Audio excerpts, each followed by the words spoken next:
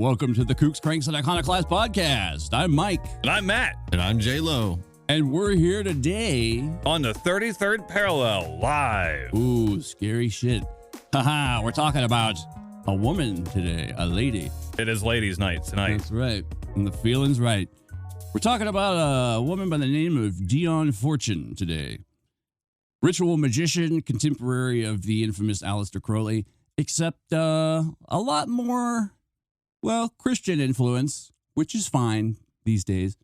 What else? Well, there was a psychic battle to defend London. That's right. We're going to talk about the Magickal Battle of Britain during World War II.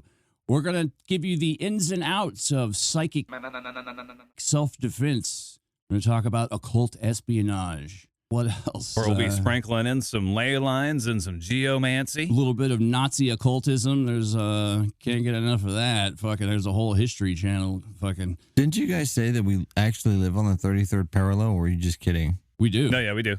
Well, that's interesting because it adds up to 6. Yeah. Like it does. Tesla. Oh, yeah. Hey, man, yeah, 369. Mafia. That's right. What else? We're going to talk about some ritual murders as well. Mystery murders that occurred in and around the World War II frame of time. We'd also like to take this chance to let everyone know that we are now represented by the law firm of Bachman Turner Killdozer, the Lockjaw. Do you have trouble with the law? Have you committed a crime that could possibly be considered treason? Well, get with BTK and they'll knock out the competition. Trouble with the law? Call the Lockjaw. Anywho. I couldn't think of anything to say.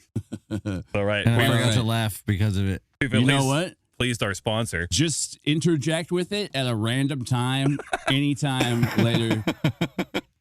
So why is Dion Fortune important? And what are we going to tell you about her? Well, first we got to give you the bio, just so a little background here. Yeah. Dion Fortune, doing business as Dion Fortune.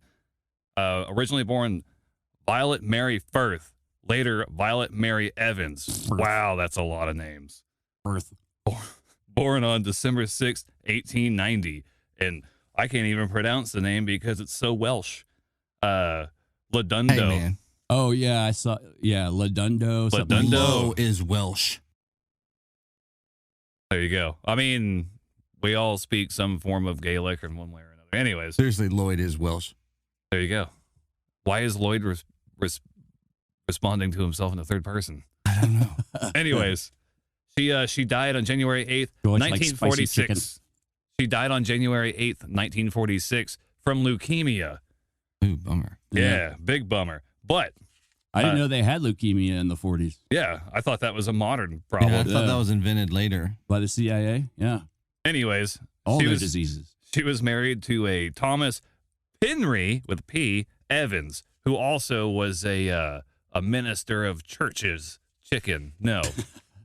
So, he's also a preacher or a vicar equivalent, I think is what they call him out there. Yeah. I believe he also was a practicing ritual magician of some sort as well. Correct. Anyways, that marriage only lasted about 12 years because although they would consider themselves spiritually and intellectually equal, they had some disagreements on like the more material things, like, hey, did you pay the mortgage, or or out of food? Did the things that really matter? Yeah, like why is there no toilet paper? That's what I was just about to say. Yeah. Where's the toilet paper? No. My wife usually stocks the teepee. She knows. So a lot of the stuff that she would go on to teach eventually as her own doctrine, was the ability to identify past lives, as well as discussions on numerology and astrology, yoga, and everyone's favorite, vegetarianism. Actually, she kind of did a 180 on vegetarianism later on in her life, I think. I mean, she remained a vegetarian, but she had some critical things to say about it. I think as far as your magical constitution of your body. See, here's the thing. I think the reason that she was so big into vegetarianism is because during World War I, she actually invested in a lot of soy. Yeah, they needed a milk alternative or a dairy alternative because soldiers need to get shot with a jar of milk. Yeah, and so soy milk became very popular. And if you're pushing that product, then you probably ought to at least be seen drinking it once. But I was also going to say, milk and a bean. On the antithesis of her likes, here are some of her dislikes I found. She was staunchly opposed to drug use. Boo. Yes, very much against homosexuality, promiscuity in general, and premarital sex and extramarital sex. I've heard of marital sex, but what is extramarital? Is that like that's like cheating? Oh, I thought it was like marital infidelity. Plus. I'll tell you what she was really into. I'm really married to you today. My vagina. I'll tell you what she was really into. White British people. Man, she loved herself some white British people. Everything she did was pretty much for white British people. Apparently, she answered to a secret, let's say, basically the ascended masters, quote unquote, that you always hear about with like theosophy and shit like that. She answered to these great, powerful, invisible white guy wizards in the sky who were... Well, technically it was the inner plane. I'm sorry. Yes, the inner plane. Excuse me. I don't want... There are levels, It's multi-market... Multi-market theocracy? Not theocracy, the other one. Theology? No. The one where it's... we just said it. I don't remember. Oh, theosophy? Theosophical. Theosophical. Like the Theosophical Society with Madame Blavatsky. Multi-marketing who level. herself is also quite a character. Yeah. Wrote a book. Several books. She mostly was famous, at least in her writing, as a fiction writer. She wrote several novels, which supposedly, according to herself and many of the critics who've read these books, contain occult knowledge delivered via, fiction. Like, she basically said that these are only ideas and concepts that I could only translate through fiction. But her most famous book, she's mostly well known for even today, is called Psychic Self-Defense. And when was this published? Oh, that's a good question. 1930. Yeah. Really? Yeah, I believe so. Yes, that sounds right. Got quite the list of books. The way she tried to interpret her message to the world, or at least the people that would listen. The cosmic doctrine, she called it. She was an acute studier of Jung and Freud. And, psychoanalysis. Yes. Big time. And the collective unconscious. And she thought that if there was a way that the occult world and the psychological world could mesh, that people would have a better understanding of the way things work. And if, in terms of trying to explain it, she found that it would often be easier to explain the occult as in terms of psychological as a vice versa, because there's something that gets lost in translation. Even I struggled with trying to understand her entire message, but it would appear that the more I researched into this, the more I was wondering why there weren't crystals involved in anything. I'm sure there are at some point. Yeah. It's interesting. She's good at like sort of encapsulating ideas really well. She talked about at one point in Psychic Self-Defense that all these like fakers and charlatans who pretended they were like mediums and magicians and shit, she basically said that she equated it to forgery of like money. So if there weren't actual money for forgers to look at and copy, but that's how she evaluates, paranormal and occult phenomenon as being real, because that's what people copy. So it's like something real had to happen for these people to like copy and be, fucking liars, con men, etc. And there's also a really awesome idea she puts across in Psychic Self-Defense about the endocrine system, which apparently is very big in magic. It basically, it controls all the hormones in your body, and your blood levels. So every chakra, the chakras. Chakra. Yeah, Chaka Khan. Chakra Khan. Every one of the chakras is aligned with one of your endocrine glands. So like the pineal, pituitary, the others.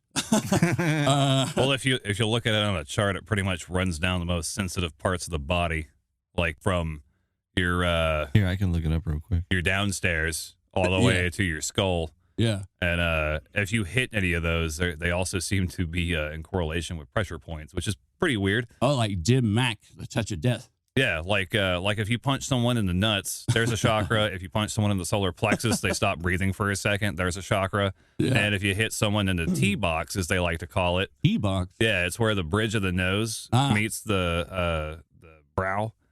You can kill someone, or at least Drive the fucking nose up into their brain. or at least make them look like a raccoon for a couple of days. Yikes.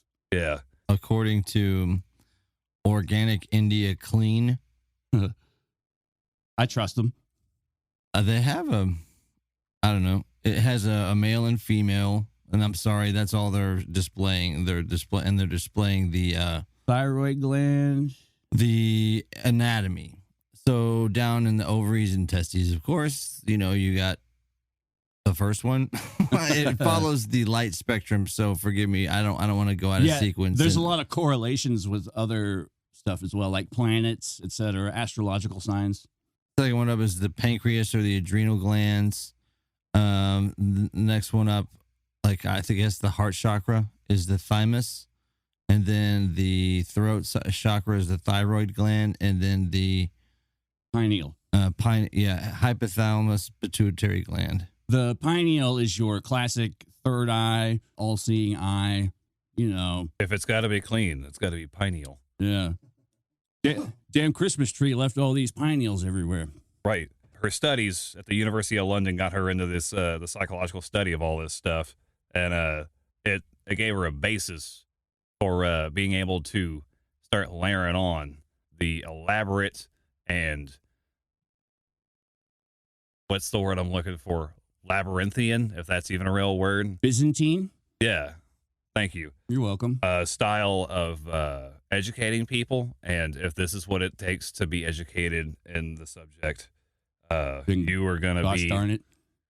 You're going to be in this thing for a long time. You're going to be earning these occult points for probably a real long time. But she was also a member of the Women's Land Army during World War I, which coincidentally also helped with delivering goods to the front line, because that meat grinder needs. When we say goods, we're talking about like Groceries? Milk. Yeah, groceries. Oh, right. Food. That's what I was talking about too. Medical aid. Medical aids. Yeah, no $400 hookers though. She would have been very no about that. And after the war is when everything started kind of ramping up with our with all our occult magic, and by war I mean World War I. Some of these books that she's most known for, like Mike said, Psychic Self-Defense in 1930, working backwards, Sane Occultism, A Practical Guide to Occultism. That's another one of her big ones that she's known for. Do you just need a daily way to apply your occultism in your life? Well, we've got the book for you, Sane Occultism, coming 1929. The Esoteric Philosophy of Love and Marriage, which Al Bundy should have read. I never got why Al Bundy, you're a mystery to me. Yeah, and maybe they should have revisited that book before she got divorced. Sorry for the burn. And then The Machinery of the Mind in 1922. All of these were very instrumental, got her name out there, and that's when other occultists started looking into her work, because we're going on a countrywide tour, y'all. Yeah, to read Psychic Self-Defense, she uses a lot of stories from her own life. Like, first, she doesn't want to rely on friend of a friend stories, so she tries to rely on most things that have happened either to her directly or to someone she knows directly. So she's got a lot of cool stories in there. To hear her tell these stories, you can see that she's pretty much like connected to an intricate network. Like she knows all these fucking different occultists of various disciplines, different systems of belief, etc. And she did all this without Meetup. Yeah. That's impressive. No social networking whatsoever. Yeah, I mean, she hoofed it, I guess, the This real is a legwork. gregarious woman. Yeah. Her social networking consisted of when she worked at the university or whatever it was, she would go eat lunch at the Theosophical Society and listen to their basically TED Talks equivalent that they'd put on while she ate lunch. And she only went there because apparently they had the best food. But it sort of ended up sinking in, and this is what, like, as a psychoanalyst, she started getting interested in these ideas, and that's where she started making the synthesis between psychoanalysis and occultism that sort of took her on her path. I went to it, and I just watched the seminar, and it just clicked. I'm Can't trying wait to to get into this. self-actualize. I'm so excited. Yeah, it wasn't long after all that she would end up joining the Alpha et Omega organization, society, if you will. This is an offshoot of the Golden Dawn. The Golden Dawn, actually one of, if not the number one most influential occult society in the last century. That is correct. You're welcome, Gen Z. Yeah. If they had commercials for it back then, it would have probably, this is just our dramatization. Our interpretation of the situation. It probably would have sounded something like, Golden Dawn is the place to get your magic on. Golden Dawn. They can thank me later for that. Yeah. Copyright. 2023 Golden Dawn. The name Golden Dawn almost makes me think of McDonald's. Maybe it's just because you did the jingle just now, and I formed that. I don't know. Millions served. Millions of what? What's been And what served? did they serve? Yeah. Blood sausages. Oh, those are good. They are. The Cosmic Doctrine is probably a pretty important. Yeah, that's her whole. Aspect. That's her steez, her stilo, as we used to say back in the day. How do smart people revert to like bigotry? I mean, Man. she's so good at all, like, and she's clearly got this amazing mind, but like, I'm not trying to justify her or. She's you probably, know, I would say, I mean, make Tesla excuses. too. yeah. It's just the time they were in, man. Like everyone was like that. And see, And like, because of World War I and World War II, there was a very, like high Tory nationalist, the British Empire was basically crumbling. So they, whoa, Mike. Huh. They didn't start falling apart till after World War II. But I thought it was falling apart before that. Didn't No, they have man. like uprisings in India and everything was? Oh, yeah. Anywhere that was under a colonial rule, yeah, you're going to have uprisings, but they put them down violently. If you're going to have an empire, there's going to be a few uprisings in there and rat feces. Yeah. On the verge of World War I, man, we were talking about this the other day. On the verge of World War I, England had they owned a quarter of the land the land mass on Earth. And then they had that's right. half the global population fell under the British monarch. They were the most powerful entity on the globe. That's so weird that it's not that long ago, too. And ironically, for a nation that had so many holdings and so many on damn near every continent, all these different cultures that were a part of the empire, and to have no concept of multiculturalism or like, whatever, that's just how it is, man. All the tea in China. Yeah. Or, now if you ask what English food is, it sounds an awful lot like Indian food. Curry and Fish and chips. that. It's all kind of melded in now. But anyways, Curry, fish and chips. that does sound kind of good. Yeah. That was our idea. Copyright.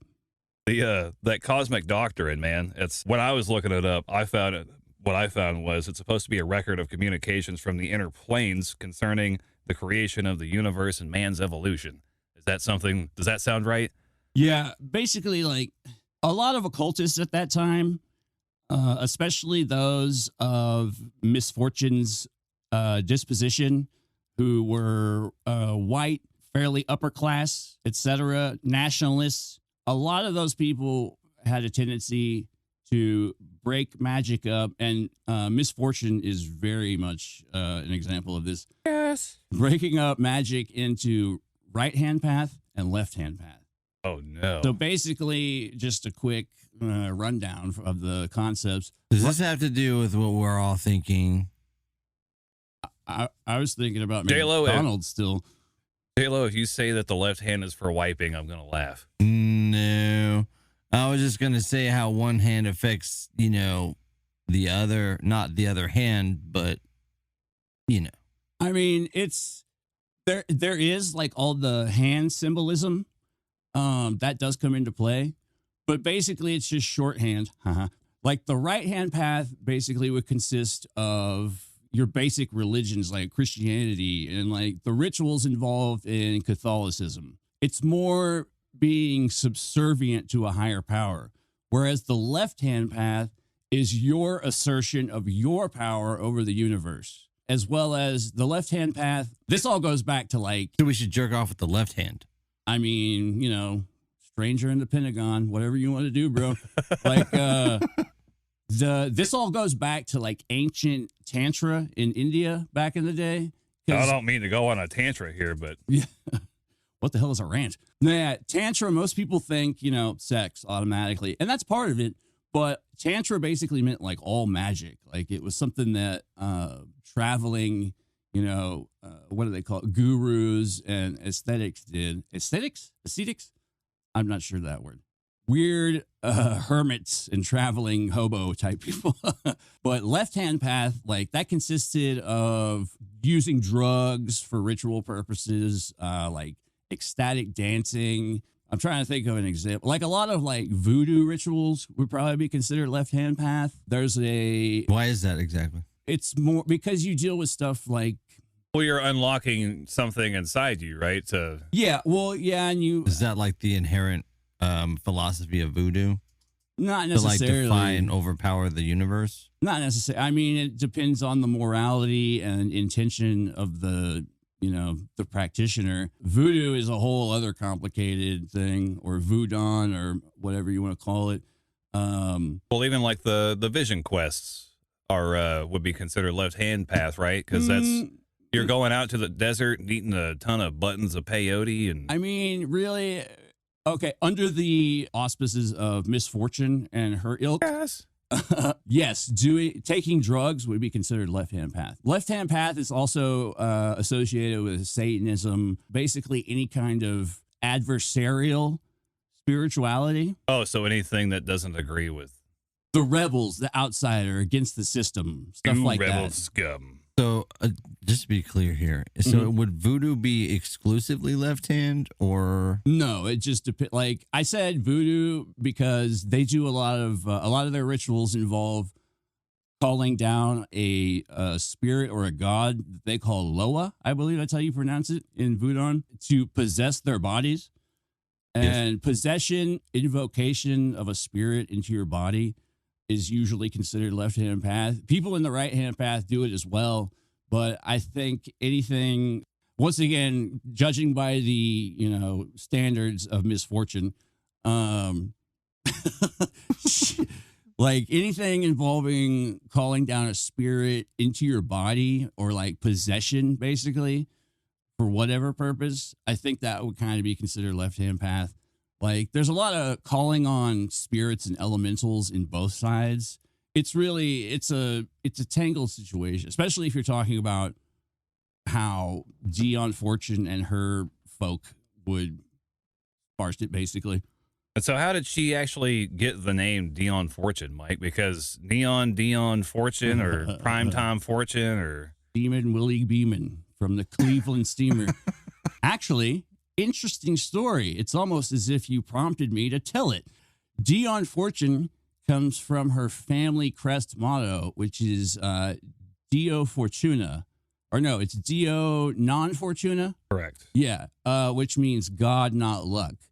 And it was actually when she joined the Golden Dawn / Alpha and Omega, you are supposed to select a magical motto, and that was hers as well. Oh. Yeah. Yo. It's sort of like a mission statement for yourself, basically, like what you want to do and accomplish in your life.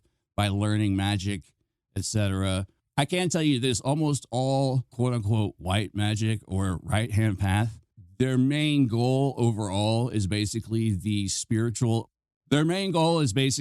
overall spiritual evolution of mankind as a whole.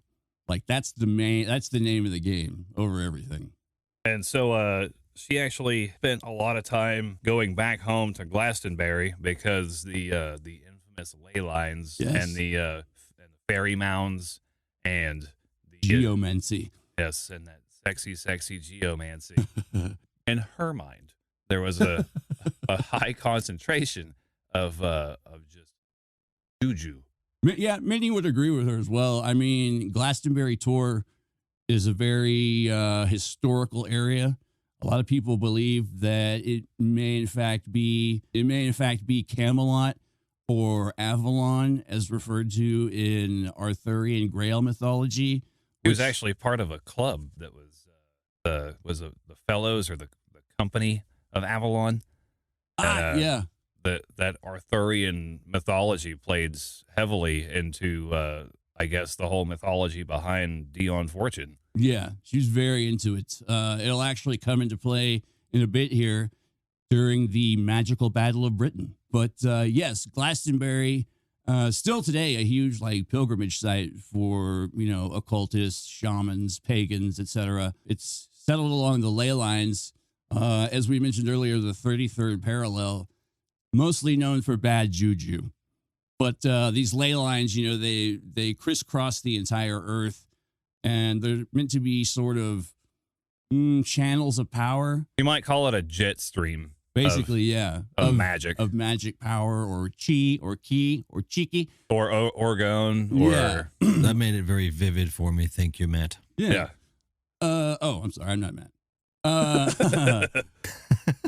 I think everyone who is, but yeah, there actually is a little bit of scientific merit to the idea of ley lines. They've been studied, and people like geologists, etc., have noted that some of them, quite a few actually, apparently, sort of work as channels for geothermal energy, like underground lava or water currents. There's underground water is a big thing. I believe that most of her little crew, they practiced dowsing a lot, which is it's like the guys who hold the stick and look for underground water. The two rods they have, when they cross each other, you've come across. Don't cross the streams. Yeah, you come across an aquifer, and now you can start digging for water or gold or whatever else it is they claim. Yeah, a body, maybe. But so that group, the Fellows or the Company of Avalon, I've seen it written two different ways. They were very into the inner plane, and it's not that they were conjuring up ghosts or guys that have been dead a long time. They were conjuring up powerful beings in this inner plane, elementals. They were wise beyond any human comprehension. Yet somehow, with Dion Fortune blowing up their phone every day to get information, they're finally like, will someone please take care of her? They would actually, I got 5 people on hold, but I can talk.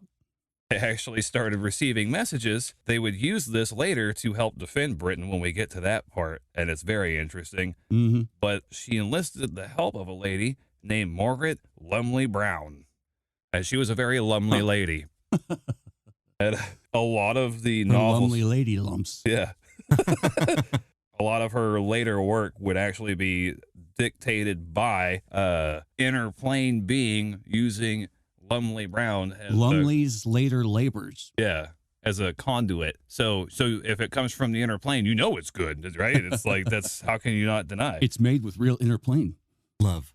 Yeah, and that would be a reoccurring theme and a staple of her career, is reaching deep into that well. One of the other things I found pretty fascinating about her is she also examined the feminine mythological archetypes. Yeah, and she's big on that. And human sexuality as a generator of psychic energies. And I'm like, man, this sounds just like Orgone again.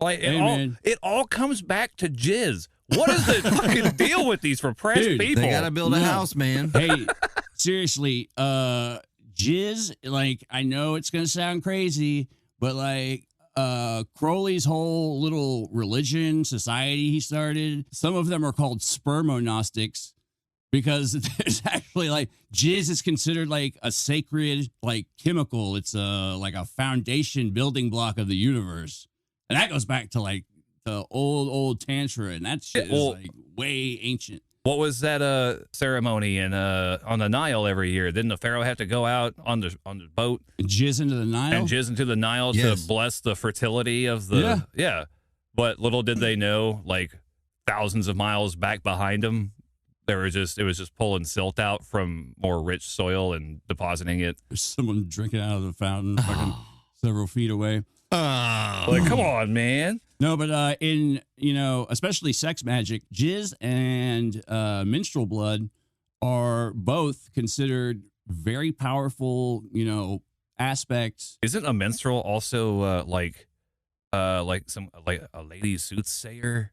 It's a song singer, but Yeah. I think that's spelt different. Oh. Yeah. Come along and hear the song about my vagina bleeding. Yeah, just like that. Yeah, that would be very strange if period sang, but it's a period piece. You have never heard a period sing before? No, I guess I've been listening all wrong. You gotta, me either. You gotta listen with your soul. No more period jokes, please. Yeah. It's ladies' night. Yeah. Fair enough. Let's keep it classy. There was a couple of guys that she come across and they really hit it off, and I mean like professionally. They got on, as the English might say. And one of them was Theodore Moriarty. Yes. Yeah, and that was Dion's first teacher. And he would later become the inspiration for one of her fictional characters, Dr. Taverner. Yeah, and that's where it gets into some wild and crazy times. Yeah, actually, man, the Golden Dawn, around this time, the Golden Dawn had a shitload of writers. We're not going to get too deep in the Golden Dawn because you're going to hear about it, I think, next episode. You'll be pummeled to death with it over the course of time, immersed I'm sure. in the Golden Dawn. You're going to be dripping with it. But the Golden Dawn had a shitload of writers who actually influenced culture to a great degree. And most of them in this time, this particular touchstone culture area, paranormal detective characters, kind of like Constantine or the Paranormal Detective Agency. Or Ghostbusters. Yeah, basically, yeah. Like characters like that were huge. And that's what Dr. Taverner was. This was her own contribution to that particular fictional milieu. If we write it as fiction, more people will believe it. Because it doesn't have to be true. That's an actual system. Yeah. Well, I think also with fiction, when people have their mind made up about their zeitgeist or their paradigm and the way they live, when they read fiction and a new idea that they would otherwise be xenophobic about can be introduced into their psyche, and it can kind of float around what I call their veil of neutrality, where they don't necessarily have to reject it, but they don't have to accept it as their own. But eventually a lot of people do kind of come around to it, like the concept of aliens. Like my dad is that way. He's like, yeah, I don't think they've ever been here. And the other day he was like, man, you might be alive to see them unveil themselves. So yeah, like with fiction, you can sort of present it without, prejudices already attached to it. Mm-hmm. And with fiction, you can basically build around an idea or concept as like the best way to deliver it to someone. She's really good with like metaphors and similes, and examples of how things work, especially like occult concepts, etc. And so a lot of these books were written pre-World War II, and she got the message out through a lot of this that people should find and meditate to find their own inner plane masters. And that way you too are benefiting from this, we'll call it enhancement, spiritual enhancement. No gods, no managers. Isn't that what Viagra is? It's if they had that back then, it would have, man, the world would be a different fucking place. Spiritual Viagra or real Viagra? Yes. I need a spiritual, this town needs a spiritual enema. Oh my. And so the message spread, and there was a lot of popularity in there. Her work spread, and she gained a lot of notoriety, and she actually started getting more disciples. One of those people, one of the most notorious, well known, is Gareth Knight. Yeah. He ended up being her biographer, I believe. Yeah, and he's the guy who actually... Why the name? Gareth Knight. That's a British-ass name. Yeah. I mean, this fool is... He sounds like the guy in the movie that it starts off with the girl, and he's a total dickhead, and then she eventually figures out to leave him for the hero. That's what Gareth Knight reminds me of. Yeah, I can see that. I think he's just never late for tea time. The Gaston. So he wrote the book, The Magickal Battle of Britain, and that, which entails the almost unbelievable story of how England was defended from not only the Blitz, but their work, their meditations also helped change the course of the war and counterbalance the Nazi occultism that was running rampant in the world. She read Mein Kampf and instantly knew that Hitler was a practicing black magician, as well as, once the news of what the Nazis were doing, especially once the news of concentration camps came out, she was all in one hundo. Yeah. On how the Nazis were straight up evil black magician bastards.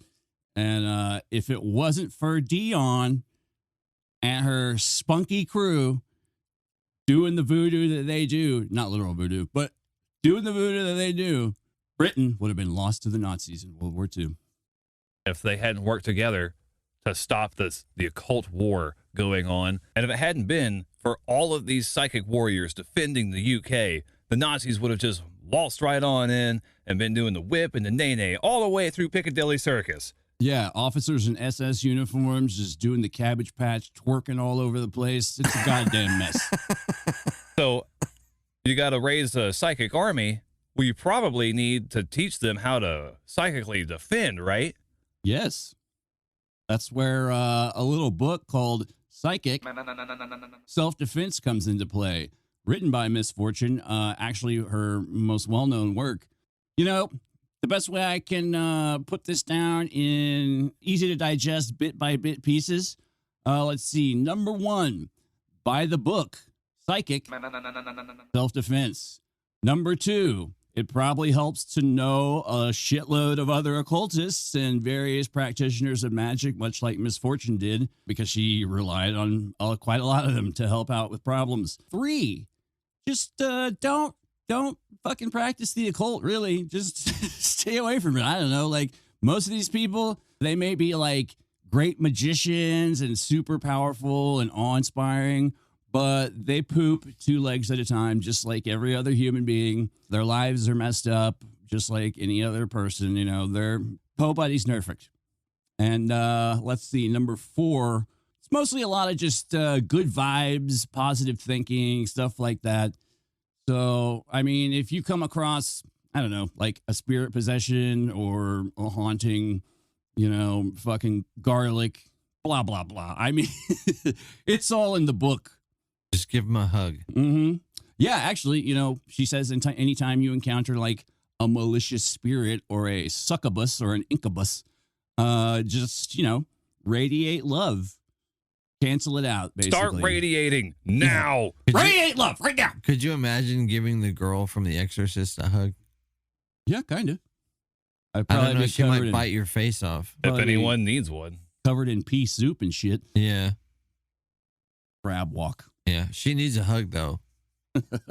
So a lot of these psychic warriors throughout the UK, they had developed a system in which Dion would channel the inner plane masters and receive instructions from them and information.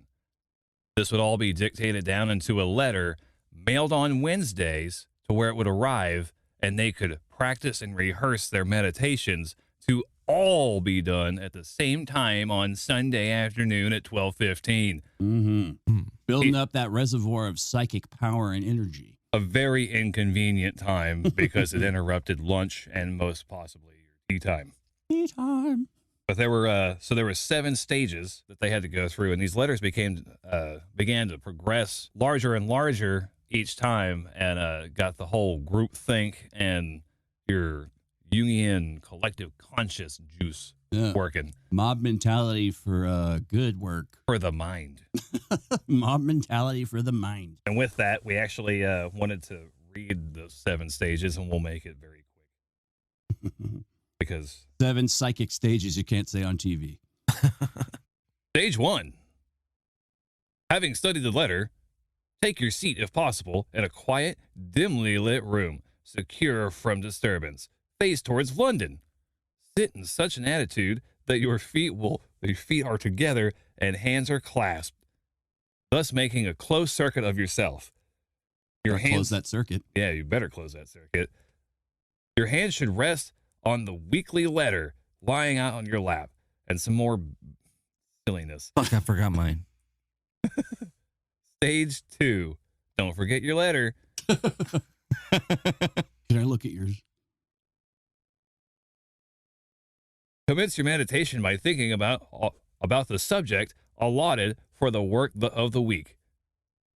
Try to release its spiritual implications, but do not attempt to consider its practical ones, for this will distract you and cause the mind to wander. Release that ethical principles. Whoa, what?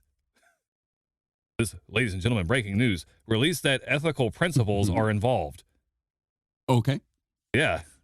If you have any knowledge of the Kabbalistic method, place your meditation on the tree. Stage 3. This is getting very intense.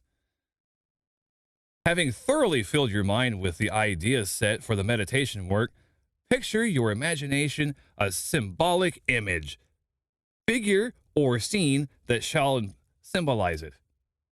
Keeping this before your mind's eye, slow down your thought process till you begin to, quote-unquote, feel rather than reason.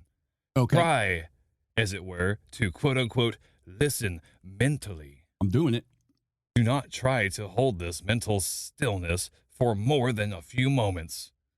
Wait. How long is a moment? A second, I think. Oh. Me. Even if you feel you are getting results, because it is very potent method of mind working, and it is not good to do so for a very long time. However, fascinated you may be to discipline yourself on firmly to the next stage, for here is the real work to be done. Uh-oh. Stage 4. Now it's getting hot and heavy. Banging on all cylinders. Mentally dedicate yourself. Give it to me, Violet Firth. Mentally dedicate yourself in the name of the all good to the service of one life without distinction from friend or foe. Oh. Let the good that you are about to invoke come through all. Let the good times roll. Got it. Yes. Relying on the cosmic law to adapt to their needs. Okay. And their healing. And, for any cosmic law matters, you could always call Bachman Turner Killdozer for all your cosmic law needs. Just a quick plug. Go on with the chlorophyll. Yes. Stage 5. So you think of yourself. No. Stage 5. Think of yourself as part of a group soul of your race, your life, a part of its life, and the basis of yours. There's that word race around a lot. I know. Makes me uncomfortable. It does. Very racy. I'm like, where are these? Are they talking about horses or? Then invoking the name of God, open your mind as a channel for the work of the masters of wisdom. Sing them in concert. Stage 6. This is the easiest one. Meditate again on the subject set for the work of the week. Well, that just sounds like something you did in stage 1. Yeah. Hey, you got to reiterate every now and then, Stage 7. This is the last stage, right? Thank God. And this one, boy. Uh-oh. At the conclusion, say aloud, "It is finished!" Gonna make that proclamation, baby. And I shit you not, that is what it says. Maybe not with the enthusiasm I did, but No, I bet it's even more enthusiastic. It is finished! It is finished! It's finished! Yeah, and this whole process, kind of what they did basically was to conjure up archetypal power and energy, the main ones that they relied on it goes back to the whole Arthurian Grail mythology. They sort of created a vast psychic reservoir of energy and packed it into these living archetypes of both King Arthur and Merlin to protect the realm, basically. And there was a World War I sort of legend, I guess, that came from the trenches at the Battle of Mons. Matt would know more about the battle aspect than I would. But during the battle, when the British were all but pooped out, these giant angels appeared in the sky and sort of, rallied them on to victory, like their last push. And so this legend of the Angel of Mons grew and sort of became like a national, I want to say like urban legend of sort, but as well as like a nationalistic, I don't know, like we have the Statue of Liberty. I guess it'd be kind of the same thing. But they poured more power into the Angel of Mons idea as well, and basically set the angel at the coast of Britain to stand guard from any like outside Nazi invasion. So this was like the ultimate end game of all the psychic battle of Britain, basically. And yeah, Miss Fortune went and said, "Checkmate, Mr. Hitler." Yeah. Got your ass with that magic. Yeah. No occult for you. It's strange. We covered Sir Ian Fleming in a recent episode. Go back and check that out for a little more info on this tidbit. There was an association between Ian Fleming and one of Miss Fortune's more infamous contemporaries, Mr. Aleister Crowley. Hello. Hello, I'm the Beast 666. Aleister Crowley was all tied up in British intelligence and like occult groups were crazily intertangled. There's like stories of there was a story about German Nazi officers supposedly smuggling heroin into the UK through their embassy in Ireland. And these same Nazi officers who were in charge of this heroin operation were also infiltrating all these occult groups, because most of the occult groups, they got down to, drinking and drugging and fucking like crazy, doing their orgies or whatever, ritualistic shit. And that was the perfect opportunity and way to blackmail someone. So, all this stuff is intertangled. It's very complicated. There's several books on it. If you're interested in occult espionage, it's a wild ride. And I learned I learned about all of it at my local library. Now you know. And knowing's half the battle. Here today, we've been working really hard to let the fan base know that we're gonna be covering Miss Fortune, and we got a letter from a fan who's definitely into the inner plane. Yeah, we've been concentrating our own psychic energy and following the steps, and kind of keeping pace to ready ourselves for a first in Kooks, Cranks, and Iconoclast history. And with a little bit of help from producer J-Lo, he's got some connections, and a few things fell off the back of a truck. We think some equipment. We think this. We think with the help of Gerald Ford. We think we might be able to get this going. So J-Lo, if you wouldn't mind flipping that switch over there for me. We all three have to channel our psychic abilities. We have to focus. So that goes like this. I'm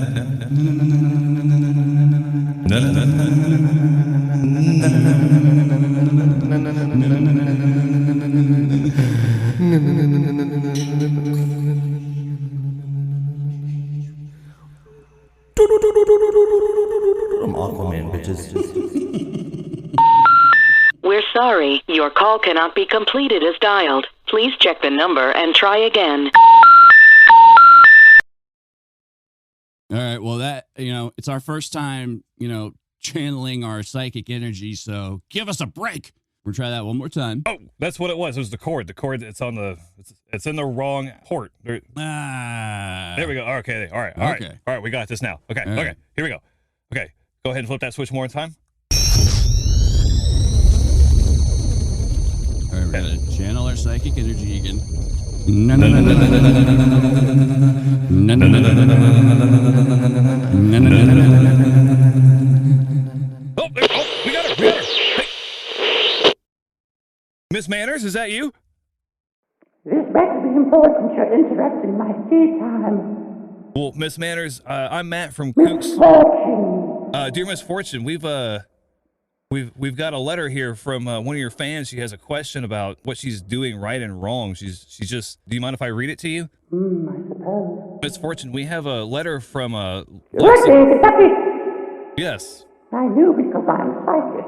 Do you mind if I read the letter so the audience knows too? If you must. Dear Miss Fortune, I've been meditating for months to channel interplane masters, and I don't know why it's not working. Is it my crystal orientation? Signed, Lexi from Kentucky. Lexi, my dear, you must make sure you're always spinning geosphere. Never spin Widdishin. Never Widdishin. Well, there you go, Lexi. We answered your question for you. I hope you enjoyed it. Okay, we gotta go. Enjoy your tea. Goodbye. Well, that was fucking... What the fuck did she mean by that, Mike? I got a pretty good idea. Oh. I've been up to some things in my spare time that I don't particularly care to bring up here, but You guys are going to see her in 6 months? yeah, I think all of us are.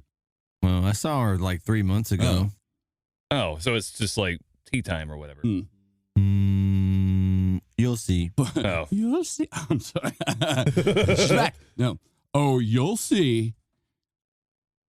Weird. Just fucking weird. All right. You know what? Full torso roaming vapors. That's what it was. For sale on eBay. In a jar. And I'm really glad that we were able to get that answered for Lexi, number one, and number two. I just, that's so weird that, you know, we were able to even speak with Miss Fortune because I mean, you folks listening at home, in your car, at work, wherever you are, I mean, you couldn't see it, but we had a goddamn ghost in here. Like, we did that shit. I mean, she might as well be interdimensional planes person. She probably is. I mean, that's probably how she identifies anyways. But you know what? That like proves that we're good at channeling our psychic energy. So, you know, That's how ethereal we are, ladies and gentlemen, and all people of races and creeds and everything I'm trying to include. Everybody. Yeah, everybody. That's what I meant. But I think on that, I'm a little weirded out by that. So if you guys don't mind, do you think we can just go ahead and start closing out the show? Yeah, there's ectoplasm all over the place. We gotta get Cornelius in here to clean up. Yeah, ectoplasm. I wanted to close out with a few little story-fied tidbits that took place around the same time as World War II, mostly in the UK. These are tales of unsolved ritual murders and mysterious deaths. The first one I wanted to talk about is about a woman by the name of Netta Fornario. Oh, I'm sorry, Fornaria. No? Netta Fornaria? It's something like that. Into the nay or no. Can't read my own handwriting. Netta Fornario was actually a friend of Dion Fortune's. They did a lot of magical work together, ritual operations, etc. But Dion Fortune eventually cut ties with her because she said that Netta was becoming way too interested in the green ray and the beings of the green ray, which I think translates into fairies. Does it have anything to do with the Green Man? Possibly, actually. I mean, it's a whole like elemental force, but it definitely had to do with fairies. I know that. We'll just call her Netta. Netta ended up having a sort of crisis of faith moment, a sort of breakdown of sorts, and she decided to get away to the Scottish Isle of Iona. While there, everyone noticed that she was acting very oddly. She was very distant. She would mutter to herself all the time, look out the window at nothing, at least as far as other people could tell. And then one night, She decides to go for a walk. No one knows, this is late at night. Everyone's asleep in this, village, small town. Goes out for a walk that night. Nobody sees her after that. Nobody knows what happened. She disappeared. And then not too long after that, they find her body wearing nothing but a black shroud, laid out on top of a cross dug into the dirt. She's got a dagger next to her, and she's right next to a fairy mound. And the extra creepy part is she had all these scars on her feet, like she was running from something. Still unsolved to this day. No one knows what happened. And when did this take place I again? believe I think it happened in the 40s. Somewhat, if I had to ballpark it, somewhere from the 20s to 40s. But yeah. That's too close for comfort. I know. It's a strange one, man. And the coroner, checked her out and basically said that she died from, very stab wounds. well, kind of, maybe. Here's your problem right here. Here's what you're doing wrong. See, pissed off them fairies. yeah, you don't want to piss off the fairies. I say bless you after every sneeze. Yeah. That's why they called the fairies the kindly folk, etc., and the good folk and the fair folk, because they weren't. Well, they could be. I mean, if you got on their bad side, you were fucked. But I mean, they're so weird and utterly human. It's not it's not a small thing that people today, compare fairies and going to fairyland with alien abductions. If that gives you kind of a presence of what's going on. Are they often confused for the machine elves? I mean, that could be the same thing. Every culture has an elf fairy type race or beings in their folklore. So, and everyone around the world who does DMT, most people at least. Everybody does DMT when they produce it in their heads That's true. and their brains every night. They all, most of them see the machine elves. You have disparate people from different parts of the world seeing the same thing who've never talked to each other, no cultural interaction, and they're all seeing fucking machine elves when they do DMT. I mean, there's something to that. There's got to be. So, but yeah, basically the coroner more or less said that she died of fright, which is extra fucked up. I guess, heart failure from being scared. That's like a awful. Squirrel running from a dog. Yeah. It's awful close to that old urban legend about the cowboy that stuck the knife in the grave of a guy he killed, and when he got up to walk away, he felt someone tug on his jacket, and when they found him dead the next morning, he had stabbed the knife through his own trench coat. Oh, weird. And he gave himself a heart attack because he thought the dude would come up through the grave to fucking tell him, hey, stop fucking with my grave. No, I think he was going to say, what do you want on your tombstone? Pepperoni. Yeah. Okay. Next story. There's actually two stories that sort of intersect in a strange way. A man by the name of Charles Walton lived in Warwickshire. This is Shakespeare country, still on the countryside. I can tell you this much. This story basically is the inspiration behind Wicker Man and various same stories of that ilk, like a weird village filled with weird people, kind of like Hot Fuzz, but without the fucking bad boys cop action. Fellow by the name of Charles Walton, he's known all throughout the town for being witchy. He supposedly bred frogs, special frogs that he could unleash in other people's crops to fuck them up. Black dogs followed him, like black ghost dogs, etc., according to the townsfolk. Cows would just mysteriously die under his, care. Mr. Walton goes out to the field to work one day, and next thing you know, someone comes along and finds his body. His throat's been slit with a sickle, and then someone has shoved a pitchfork through his head or neck and pierced him into the ground. To such a degree that the blood was just like a pool soaking into the earth. And people instantly recognized that this had, obvious overt ritual overtones to the way that it was pulled off. So they call in Mr. Detective Inspector Robert Fabian of Scotland Yard, apparently a world famous detective. I've never heard of him until this, but goddamn, this story is like a fucking movie. I swear to God. They call in Detective Fabian of Scotland Yard. He comes out and he's like, yeah, this has obvious signs of, witchcraft type shit going on. He talks to all the people in the village and no one wants to talk to him. It's a whole like snitches get stitches kind of situation. Mm-hmm. People are scared to talk to him. They look at the ground. They don't make eye contact. They're very standoffish. They twist the ball of their foot into the dirt. Yeah. Like, I don't know, mister. They fucking blush and fucking flitter their eyelids. Yeah. He'd go to the one pub in town and try to ingratiate himself to these people by drinking with them and hanging out. But every time he walked into the bar, everyone just stopped talking. It was just record scratch, crickets as soon as he showed up. So yeah, it creates this whole atmosphere of just mistrust and paranoia. And there's one point where his investigation leads him to a graveyard. I believe is where they're going to bury Mr. Walton. And while he's there, he sees a black dog, which black dogs and like phantom hounds, hellhounds, etc., very big in the UK. He sees this phantom black dog, or at least he thinks it's real. And then a little boy comes along after the dog disappears. He says, "Hey, kid, are you looking for your dog?" And the kid's like, "What dog?" And he's like, "The black dog."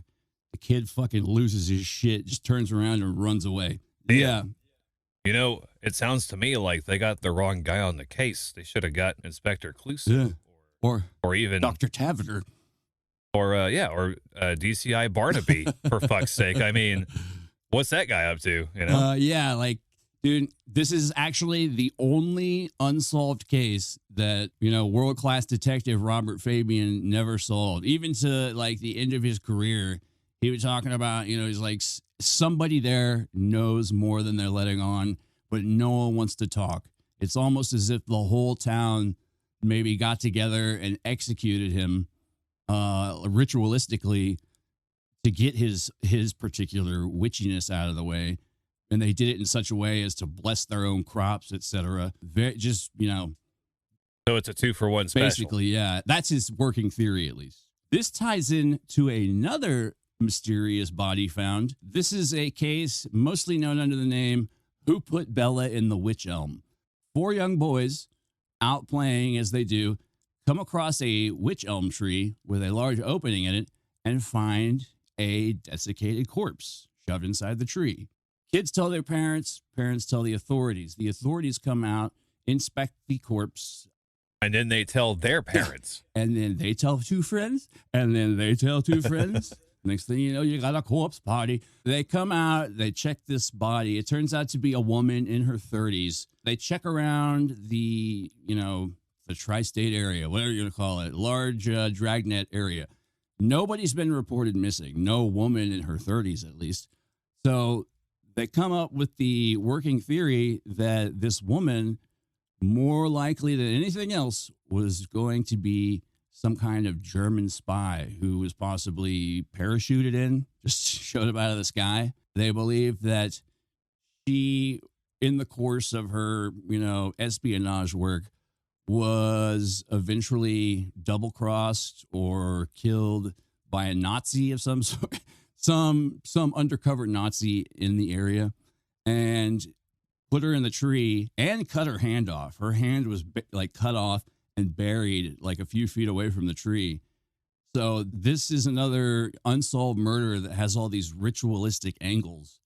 And it happened around the same time as the murder of Charles Walton. So some people think that these may be connected, that there may have been some dark black magic motherfuckers up to some shit during World War II in the UK countryside. So there are also people who say that these are completely unconnected. But I mean, anytime you have a straight up mystery murder with overt occult angles, dude, that shit is crazy. This is as close as you're going to get to what a vast majority of Kookaburra Americans, etc., think is going on, at Ping Pong Pizza or whatever the fuck it's called. These are interesting fucking cases, man. Some people say that Charles Walton also had a cross carved into his chest. It anytime there's, information missing, that's when people are going to shove in their own narratives. That's how urban legends and conspiracy theories get started. But yeah, if you're interested, I had another one. There's another fella. This happened more recently. This is like in the early 2000s. Fella by the name of, I believe, Peter Solheim, something to that degree. Don't hold me to that. I was going to mention his story as well, but it gets way too complicated. He was ritualistically murdered, but then it also comes into play with like the local covens. There's like different sects at work in this area. And then it turns out several members of these particular sects end up getting arrested for being, for pederasty and various forms of organized crime.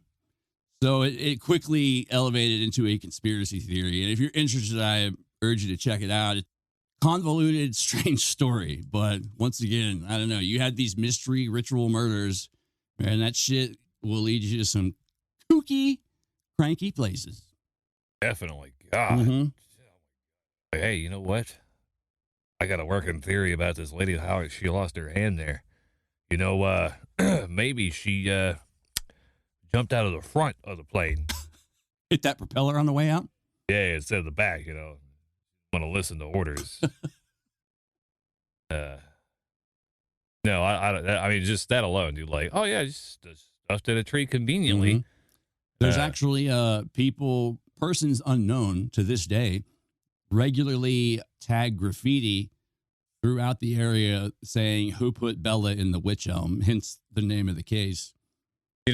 Another theory that might work is, the tree was the first on scene, so maybe the tree did it. Maybe.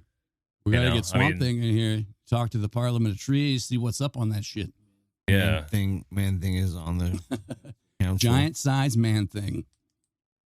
It's a real comic. Yeah. Check it out. Yeah, I know. Check it out. It's a real comic. And it doesn't have anything but a giant sized man thing. Beware his stare. So, yeah. That's pretty much, it's Dion Fortune. Yeah. Thanks for joining us, and thanks for listening today. And we also want to remind you that you can always email us at kookspranks@iconoclast@gmail.com. And there's also a Facebook page. And new episodes drop every Wednesday. And the website. Go ahead, J-Lo. I'm sorry. The website is kooks-cranks-and-iconoclast.com. And don't hold us to this, but we may be having a little bit of something on the side coming up for you. A little something outside our main episode, a little something outside of the realm of possibility. We'll see. It's a treat for you guys. We're gonna keep y'all, fed with content and just feeling full and just pumping your brain full of information and data and just going. So keep an eye peeled. That was very ASMR of you. Thank you. So, I'm Matt. I'm Mike. I'm J-Lo. We are the Kooks, Cranks, and Iconoclast podcast. And thank you so much for joining us today. We will see you on the next one. Mwah! Hoo-ha!